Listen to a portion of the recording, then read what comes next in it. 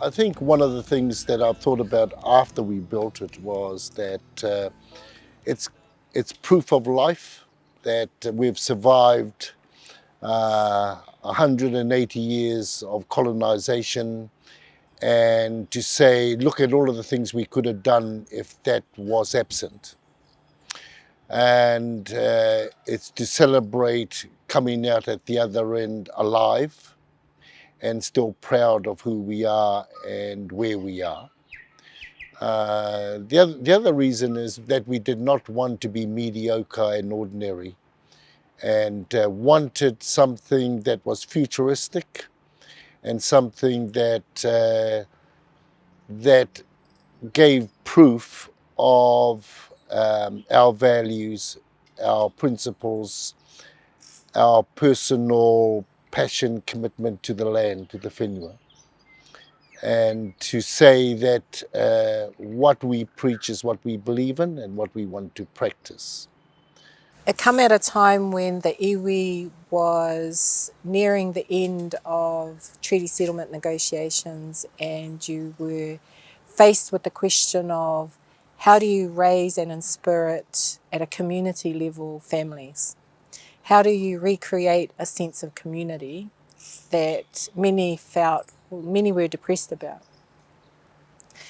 So one of the things about a building is that it can, other than being a symbol of warmth and nurturing, it can connect with a really lot of people who wouldn't normally have anything in common.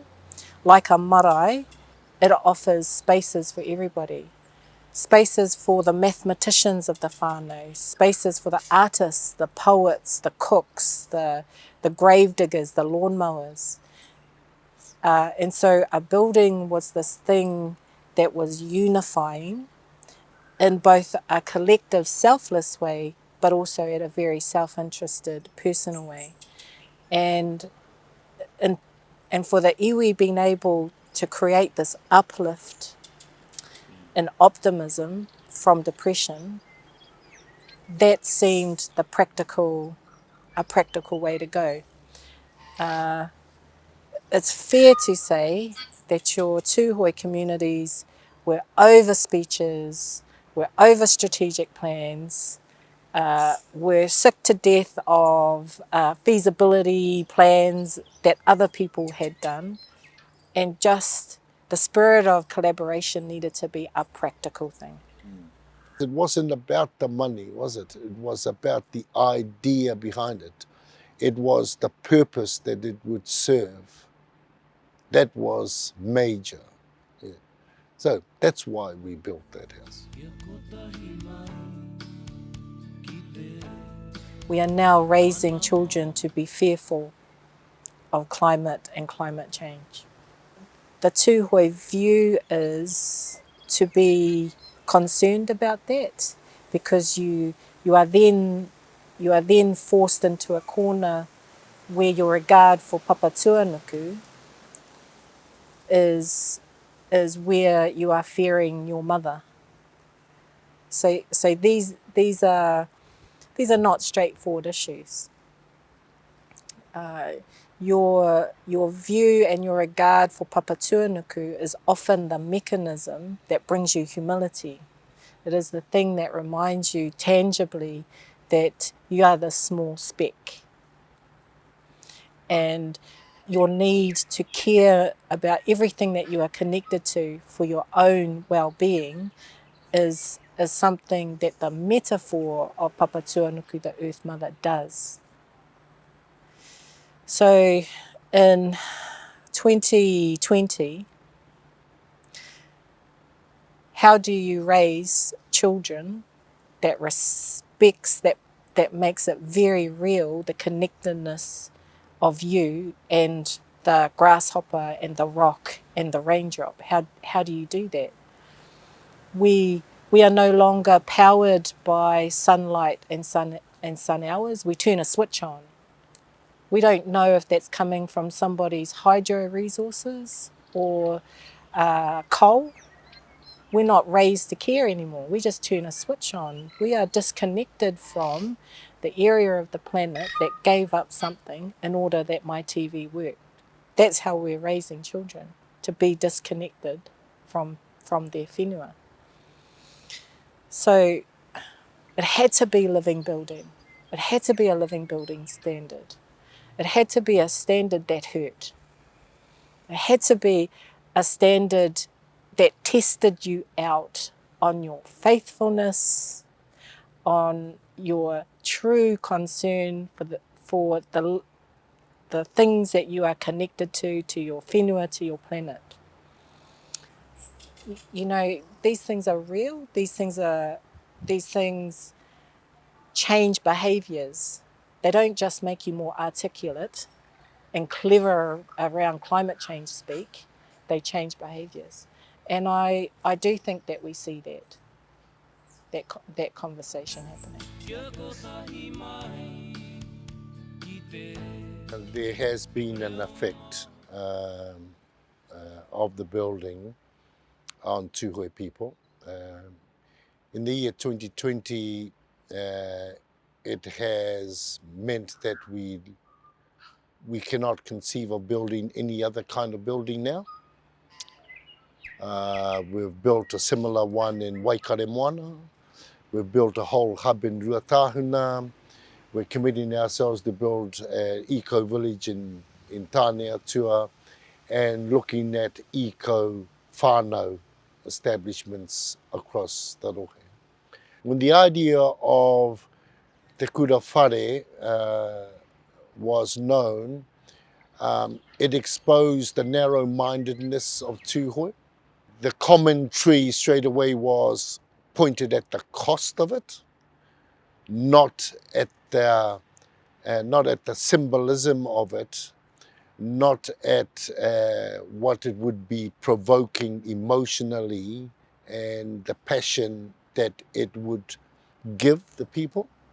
That was an exposure of how much we had lost of our principles and values, and what Kirsti is talking about, the connection between being Tūhoe and the land, and our responsibility and regard for it.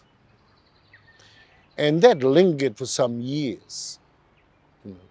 Even when we built at Uru Taumatua a hub with along the same principles of a living building, I was fielding questions of how does this add up, where 280 people lived in Uru Taumatua and we were spending X millions of dollars for 280 people. And when I said, no, there's not 280 people in Uru Taumatua, there's 40,000 plus people from Uru Taumatua. So it served the purpose, I think, of introducing ourselves to what we are like now.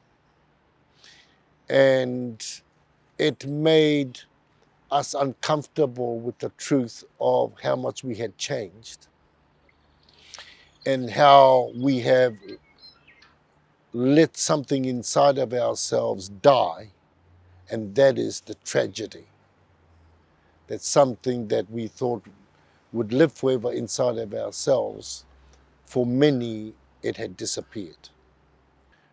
So the self-interest was exposed, and the individualism was exposed. And I count those things as great things, as good things to have been exposed.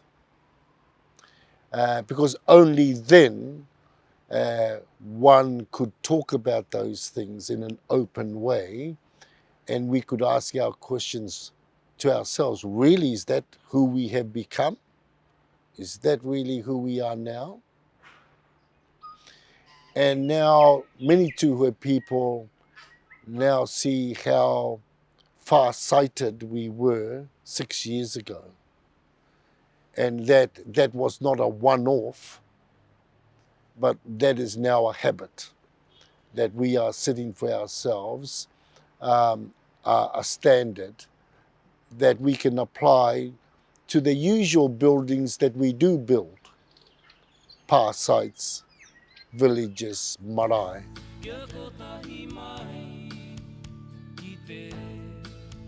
From an impact point of view, how does it impact Tūhoe people? How does it impact community? It's that difference of being able to stand in a boardroom and say, I care about Papa Tuanuku, I care about the land, and it's goddamn real. Because you know exactly where you got the nail from, and you know that there was no slave labour in making the nail. You know that that nail was from a regenerative source, because you know these things, because it's the truth of being connected. So you are worried to know about these things. You then have to know how far that nail travelled to you, because you're taking responsibility for the CO2 you put it into, you spawned into the environment. And so when you get up to have hui, to talk about, I care about the whenua, I am a tangata whenua, it's the difference between that being true. And I think it's a very exciting idea, proposition for a university to take that to a learning space, and to be able to do what it is that you do around learning or provoking or digging or whatever, and know it's more than just talk, because the sacrifices that have been made, the compromises, the constraints, the living within those constraints around that building, they're already practiced. You've already got evidence. You're already talking from a place of substance. The Whakatane District Council puts up a sign in Whakatane, Tūhoe Living Building. Go and visit it. And without our permission, people turn up on vans taking their own tours, through the building. So you see, the impact is people see that as their building too, right? And they bring manuhiri, and they park up outside and they walk through the building talking about it. But I think the impact is that there is a sharing of pride and joy in this building.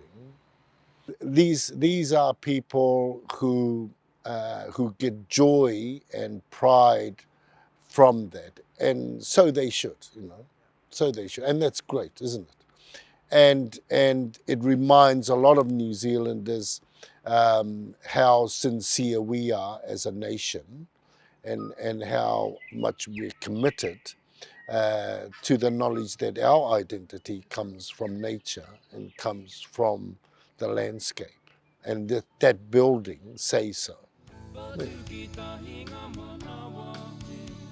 My advice to any other community thinking of wanting to raise amongst their own community a living building or a living community is just to hurry up.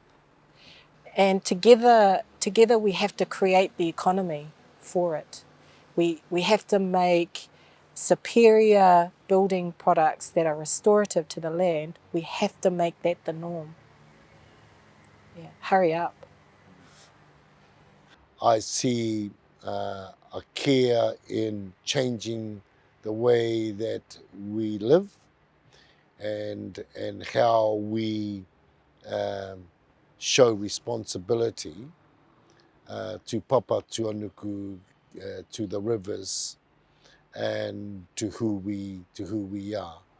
On choosing to be equally pioneering, on not doing the convenient, not doing the easy, of not falling in the trap of thinking I've got more urgent now issues to deal with, of doing that brave thing of stretching out tomorrow to see where we need to take learning, where we need to inspire our would-be community leaders of tomorrow. That I too, I think, hurry up. I think what your approach offers is you're practicing what you preach, and learning has to move back to that. Ka tiaki nei koe te whenua, ka tika koe ki te ki he mana whenua koe, he tangata whenua koe. Koe rā e tahi o nā hua. I tōna wā e mōhio nā hau, ka tipu ake he whakatipurana, e noho Māori ana ki e rā whakaaro. Kāre rātau e noho I roto I te āwana, kāre rātau e māharahara, e tohe I waena nui a rātau mehe mea he tika tēnei, he aha rānei. E whakatipurana kai te ara ake, mā rātau e whakamāori tēnei āhuatanga. Ka pai hoki mo te ao, ka pai mo Aotearoa, ka pai mo te Urewera, ka pai mo tēnei iwi mo Tūhoe.